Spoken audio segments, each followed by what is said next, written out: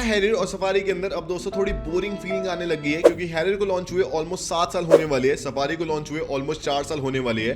हाँ, टाटा मोटर्स ने इनका इलेक्ट्रिक काउंटर पार्ट का लॉन्च कर दिया, जिसमें आपको बहुत ही एक्सेप्शनल पावर मिलती है और बहुत ही बढ़िया 4x4 ऑफ रोडिंग टेक्नोलॉजी मिलती है।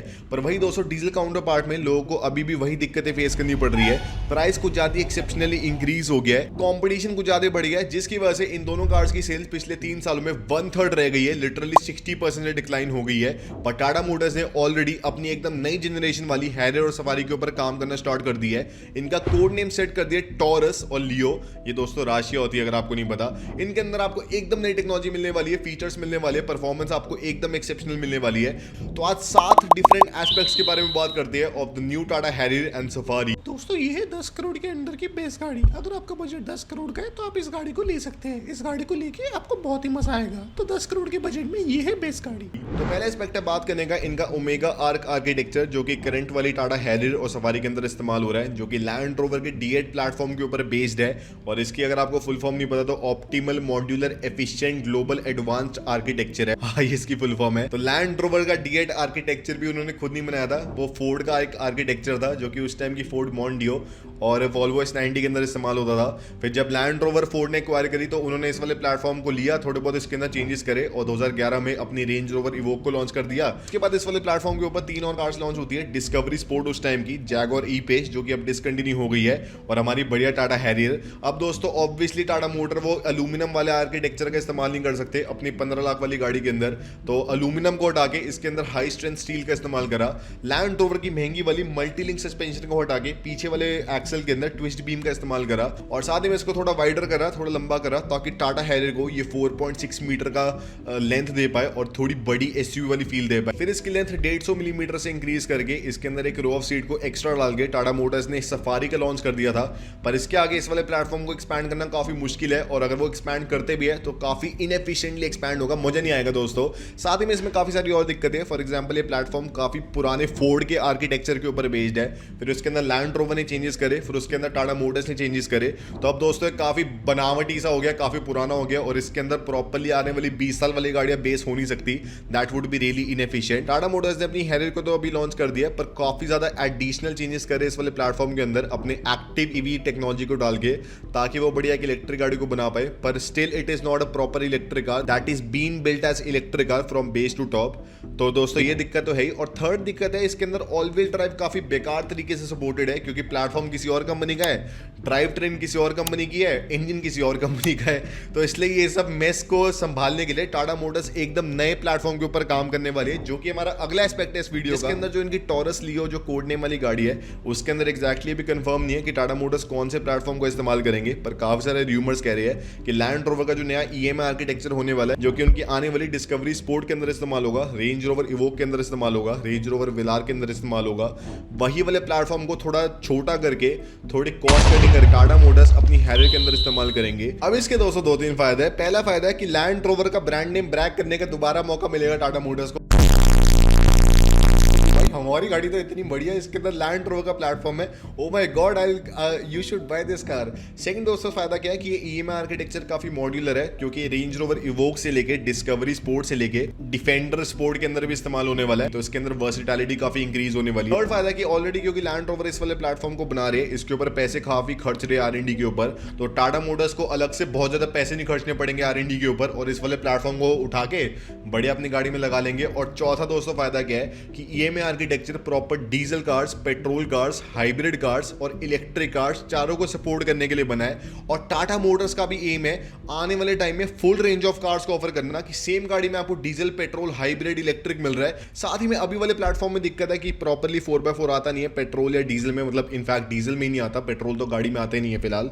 तो इस वाले प्लेटफॉर्म में क्योंकि इतनी वर्सेटिलिटी है, तो पेट्रोल से, डीजल से आपको स्टार्टिंग से 4x4 मिलेगा। और अभी वाली हैरियर को इलेक्ट्रिक बनाने के लिए टाटा मोटर्स ने एक्टिव ईवी प्लेटफॉर्म का इस्तेमाल करा है। इस वाली गाड़ी के अंदर वो एकदम ब्रांड न्यू स्केटबोर्ड वाले आर्किटेक्चर का इस्तेमाल कर पाएंगे, जिससे गाड़ी की बेस में एकदम बैटरी होगी और उसके ऊपर गाड़ी बनेगी। एज कम्पेयर टू गाड़ी बन गई है और उसके बेस में बैटरी डालना, that makes a lot of difference. अगले एस्पेक्ट पे टाटा मोटर्स और फोकस कर रहे हैं, जो कि है एचडीवी या फिर सॉफ्टवेयर डिफाइंड व्हीकल। वो इस गाड़ी को एचडीवी सॉफ्टवेयर डिफाइंड व्हीकल के तौर पे बनाना चाहते हैं, जिसमें गाड़ी एक तरह से कंप्यूटर की तरह बनेगी। इसमें गाड़ी का हर एक छोटे से छोटा पार्ट एक सेंट्रल प्रोसेसर से कम्युनिकेट करेगा और एक ब्रेन से फिर उसकी सारी इंफॉर्मेशन आएगी और गाड़ी एक ऐसे फोन की तरह चलेगी। एज कम्पेयर टू उसके डिफरेंट पार्ट डिफरेंट दिमाग लगा रही है। और टाइटल के बारे में टाटा मोटर्स ने तो ऑलरेडी बता ही दिया था, जो कि इनका एक टेक्नोलॉजी स्टैक है जिसके ऊपर डिफरेंट और फर्मवेयर्स को बना के ये अपनी गाड़ी को बढ़िया बना सकते हैं। सबको अचीव करने के लिए टाटा मोटर्स ने डीसीएसवी के साथ भी कोलैबोरेट कर लिया है, जो कि एक Chinese full stack development company है जो कि गाड़ियों के लिए सॉफ्टवेयर डेवलप करती है। हुआवे के साथ ये ऑलरेडी काम कर रही है और टाटा मोटर्स भी इनके साथ काम कर रही है, ताकि अपने व्हीकल्स के लिए प्रॉपर एक सॉफ्टवेयर स्टैक को बना पाए जिसमें डिफरेंट पावर ट्रेन सपोर्टेड हो और प्रॉपर्ली काम हो पाए। और ऑलरेडी टाटा मोटर्स ने 100 डिफरेंट अपने इंप्लॉयज को इस वाले काम के ऊपर लगा दिया है, तो वो बढ़िया इसका सॉफ्टवेयर बना रहे हैं और जब बढ़िया सॉफ्टवेयर बन जाएगा फिर उसके बाद वो गाड़ी बनाएंगे। So right now the approach is software first, hardware second. That is the approach of Tesla Tata motor is trying to use. So इससे बड़ी इंपॉर्टेंट चीज है इस गाड़ी के अंदर इसके लुक्स, क्योंकि कोई भी गाड़ी मेनली उसकी लुक्स की वजह से बिकती है। जितना मर्जी उसके बढ़िया अंदर सॉफ्टवेयर स्टैक का इस्तेमाल हो रखा हो, अगर भाई गाड़ी डिब्बे ऐसी दिखती है तो वो चलती नहीं है, पर आज का चलने लग गई है। तो करेंटली टाटा हैरियर और सफारी मेरे ख्याल से इंडिया की सबसे बेस्ट लुकिंग कार्स में से एक है। इनफैक्ट बेस्ट लुकिंग एसयूवीज आप कह सकते हैं, एकदम बढ़िया इन कार्स के प्रपोर्शन है। पर आने वाले टाइम में जो गाड़ियों की लुक्स पॉपुलर होने वाली है वो थोड़ी बॉक्सी होगी, थोड़ी उनके अंदर लाइंस कम होगी और थोड़ी सिंपलर लुक्स होगी, जैसे आपको नई वाली रेंज रोवर्स में या फिर आपको डिफेंडर्स वगैरह के अंदर मिलती है। तो अभी तो दोस्तों करंटली कुछ लुक्स के अंदर हम बता नहीं सकते, पर डिफरेंस क्या होने वाला है कि नई वाली सवारी और हैरियर के अंदर आपको साइज इंक्रीज काफी सिग्निफिकेंटली मिलेगा। जो अभी हैरियर की लेंथ 4.6 मीटर की है, इंक्रीज होकर 4.7 4.8 मीटर की होने वाली है, एक्सयूवी 7 प्लो जितनी। और वही सफारी की लेंथ ऑलमोस्ट 5 मीटर की जाने वाली है, ताकि आपको बढ़िया दोस्तों ऐसे बल्कि बड़ी एसयूवी वाली फील है, काफी आपको दोस्तों मजे आए। साथ में रेंज रोवर्स में जैसे आपको एकदम सीधे दरवाजे मिलते हैं, सीधी आपको रूफ लाइन मिलती है, विंडोज के अंदर आपको रबड़ कुछ भी नहीं मिलता, सब कुछ अंदर है दरवाजे के, और आपको एकदम ऐसे बढ़िया लुक्स मिलती है। क्या बोलूं भाई, वैसा इसके अंदर कुछ होने वाला है। अब मैंने एआई से पूछा कि भाई नई वाली हैरियर और सफारी कैसी दिखने वाली है, उसने ये बना दिया। तो अगर आपको ये अच्छा लग रहा है तो शायद ऐसी हो जाए नई वाली हैरियर और सफारी। Oh my God. फिर दोस्तों पर इसका मेन एस्पेक्ट आता है पावर ट्रेन में, जिसमें अभी फिलहाल इसकी डीजल में बहुत ही फुद्दू पावर ट्रेन है। 2.0 लीटर का डीजल इंजन आता है, जिसमें आपको 170 हॉर्स पर मिलती है, 350 Nm का टॉर्क मिलता है। हाँ, टाटा मोटर्स को इसके अंदर चेंजिंग राइट्स मिल गए, जिसमें वो इसकी पावर को इंक्रीज कर सकती है, पर अभी भी दोस्तों इतना कुछ फर्क पड़ा नहीं है। और दिक्कत क्या है कि इस गाड़ी के अंदर प्लेटफॉर्म किसी और कंपनी का है, इंजन किसी और कंपनी का है, ट्रांसमिशन किसी और कंपनी की है, और वैसे भी बाकी सारे पार्ट्स तो आउटसोर्स होते ही है। तो टेक्निकली दोस्तों this is a very mix breed car, they need to make it very single breed. तो अब जो नई वाली हैरियर और सफारी आएगी उसके अंदर आपको स्टार्टिंग से ही 4 डिफरेंट पावर ट्रेन के ऑप्शन मिलेंगे। आप कहोगे भाई 4 डिफरेंट कौन से मिलने वाली है? पहला आपको मिलेगा पेट्रोल ऑप्शन, जो कि 1.5 लीटर का टर्बो पेट्रोल होगा, आपको 170 हॉर्स पर मिलेगी, 280 Nm का टॉर्क मिलेगा, वेरी नाइस इंजन। अब डीजल में दोस्तों मैं थोड़ा स्केप्टिकल हूँ कि क्या डीजल आएगा उस टाइम तक या भी नहीं आएगा। मैं 50-50 मान के चल रहा हूँ।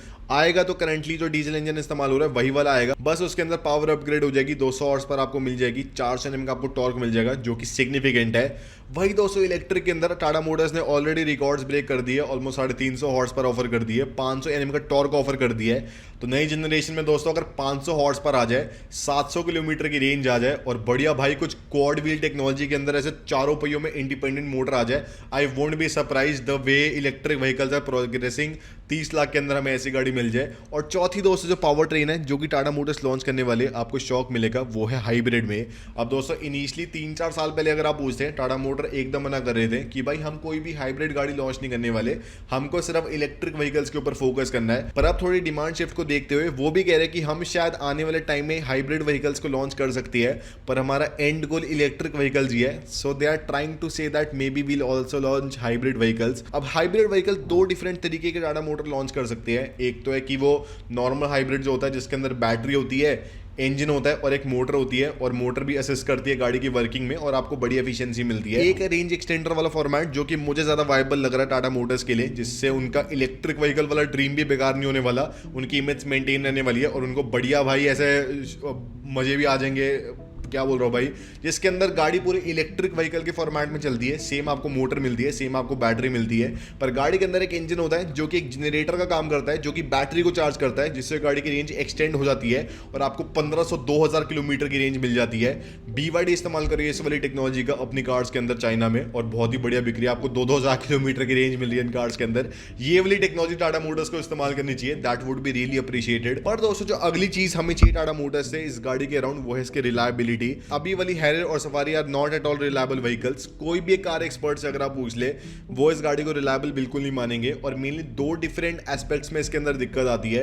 एक है इसकी पावर ट्रेन और एक है इसका जो स्क्रीन वगैरह, उसमें आपको मेनली दिक्कत मिलती है। अब हर एक गाड़ी में दिक्कत नहीं आती, पर अगर 100 में से 5 या 10 गाड़ियों में भी दिक्कत आ रही है, that is also very bad ratio. अब टाटा मोटर आने वाले टाइम में, क्योंकि अपना प्लेटफॉर्म भी खुद बना रही है, अपना उसके ऊपर ड्राइव ट्रेन भी खुद बनाने वाली है, उसके ऊपर टेक्नोलॉजी स्टैक भी खुद ही डेवलप कर रही है, और गाड़ी को एज ए SDV या फिर सॉफ्टवेयर डिफाइंड व्हीकल के तौर पे बना रही है, तो उसकी रिलायबिलिटी काफी बढ़ने वाली है। क्योंकि हर एक चीज इंडिपेंडेंटली इन हाउस बन रही है, हर एक पार्ट दूसरे पार्ट से सिंक्रोनाइज होकर बनेगा, जिससे हर एक पार्ट की एफिशिएंसी इंक्रीज होगी और रिलायबिलिटी इंक्रीज होगी। तो आने वाले टाइम में हाँ, इनके अंदर आपको रिलायबिलिटी बढ़िया मिलने वाली है। और अगर आप देखें तो मैंने थोड़े बहुत लोग भी देखे जिनको रिलायबिलिटी इश्यूज आ रही है। एक बंदा था जिन्होंने 2021 में अपनी सफारी को लिया, 3 साल चलाया गाड़ी को, और 5 बारी ऑलरेडी गाड़ी के अंदर ब्रेक डाउन हो गया। फिर वो गाड़ी को बेचने गए, स्पिन ने सिर्फ 10 लाख की वैल्यू लगाई, तो 3 साल के अंदर इस गाड़ी की वैल्यू 50-60% से खत्म हो गई। इसकी वजह से दोस्तों मतलब रीसेल वैल्यू भी खराब हो रही है। किन लोगों को स्टीयरिंग व्हील से दिक्कत है, किन लोगों को स्क्रीन से दिक्कत है, जिसमें स्क्रीन रैंडमली ऑफ हो जाती है। आप गाड़ी चला रहे हो, स्क्रीन ही दिखना बंद हो गई, भाई मुझे पता ही नहीं है स्पीड कितनी है गाड़ी की। तो ये सारी जो थोड़ी बहुत सॉफ्टवेयर वाली दिक्कतें हैं, वो सॉल्व हो सकती है अगर प्रॉपर टाटा मोटर एक सॉफ्टवेयर डिफाइंड व्हीकल को बना पाए। और क्योंकि इसके अंदर OTA अपडेट्स भी आ जाएंगे, जिसके अंदर हवा से अपडेट आ जाएंगे आपकी गाड़ी के अंदर। आप सुबह उठोगे, एकदम नया सॉफ्टवेयर डला होगा और आपको सर्विस सेंटर जाने की जरूरत ही नहीं है, तो वो दोस्तों बढ़िया चीज हो जाएगी। फिर आता दोस्तों अगला एस्पेक्ट, जो कि इस गाड़ी की प्राइसिंग है। अब अगर आप करंट वाली हैरियर की स्टार्टिंग प्राइस है 18 लाख का, टॉप मॉडल जाता है 32 लाख रुपए का। सफारी के बेस मॉडल का प्राइस है 18.5 लाख रुपए का, टॉप मॉडल 32 लाख रुपए का। इसका भी ऑलमोस्ट सेम ही है, 32.5 लाख का है। और जो करंट वाली हैरियर EV है उसका प्राइस बहुत ही अच्छा है दोस्तों, 23 लाख की स्टार्टिंग है, 32 लाख का टॉप मॉडल है। अब मैं क्या कह रहा हूँ दोस्तों, जो हैरियर EV है उसकी प्राइसिंग तो बिल्कुल छेड़ने की जरूरत नहीं है, बहुत बढ़िया प्राइसिंग है। पर हैरियर और सफारी थोड़ी महंगी हो गई है मेरे ख्याल से, क्योंकि स्टार्टिंग वाले मॉडल इनके 21 लाख रुपए ऑन रोड के आ रहे हैं। एक टाइम पे इस गाड़ी का टॉप मॉडल इतने प्राइस में आता था, और उस टाइम से अब के बीच में हाँ आपको थोड़े बहुत अपग्रेड मिलते हैं फीचर में, पर डबल इस गाड़ी का प्राइस हो गया 4-5 सालों के अंदर। तो 32 लाख का अगर एक शुरू में 35 लाख का ऑन रोड पड़ती है, अगर आने वाले टाइम में टाटा मोटर इस गाड़ी को बढ़िया बनाते हैं, तो इसकी प्राइसिंग थोड़ी कम होनी चाहिए, थोड़ी सिंपल होनी चाहिए, तभी दोस्तों अच्छा लगेगा। वरना तो दोस्तों महंगी अगर 40 लाख की कर दी फिर क्या फायदा। और लास्ट चीज है दोस्तों इसका लॉन्च। तो ऑलरेडी टाटा मोटर इसके ऊपर काम कर रही है, लॉन्च एक्सपेक्टेड है 2027 के एंड तक। 2 साल बचे हैं अभी ऑलमोस्ट। मैं क्यों बना रहा हूँ ये वीडियो, ताकि आप लोगों को पता चल पाए कि आने वाले टाइम में टाटा मोटर किस गाड़ी के ऊपर काम कर रही है और क्या उससे आप एक्सपेक्टेशन रख सकते हैं। मुझसे काफी लोग पूछते हैं कि भाई नई वाली हैरियर सफारी के ऊपर क्या अपडेट है। लो भाई बना दिया। यही था आज की वीडियो में। अगर आपको पसंद आए तो लाइक शेयर सब्सक्राइब कर देना।